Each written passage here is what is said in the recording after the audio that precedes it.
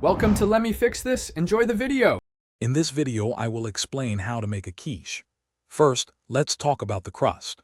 A good quiche starts with a flaky pie crust, which is the foundation for everything else. You'll want to blind bake your crust before adding any filling.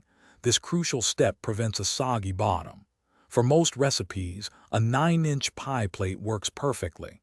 This ensures your quiche bakes evenly and holds its shape beautifully. Next, we'll create the delicious custard filling. Whisk together eggs, milk, and a touch of heavy cream until it's perfectly smooth and well combined.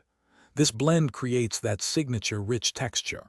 Don't forget to season it well with salt, pepper, and a pinch of nutmeg for an extra layer of flavor. Now, it's time to add your favorite fillings, whether it's savory cheese, fresh vegetables, or cooked meats. The possibilities are endless. With your crust ready and your filling mixed, it's time to bring it all together. Carefully pour the custard and your chosen fillings into the pre-baked pie crust. Then place it into a preheated oven, baking at 375 degrees Fahrenheit.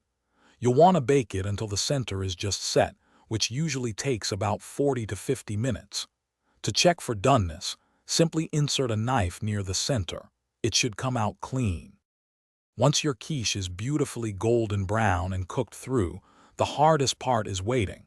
It's essential to let it cool for at least 15 minutes before you even think about slicing into it.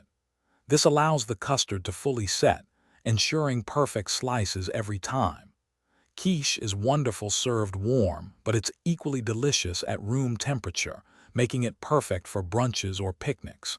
And hey, if you're looking to make meal prep a breeze, check out the link in the description for some fantastic leak-proof containers and other great deals. Enjoy your homemade quiche.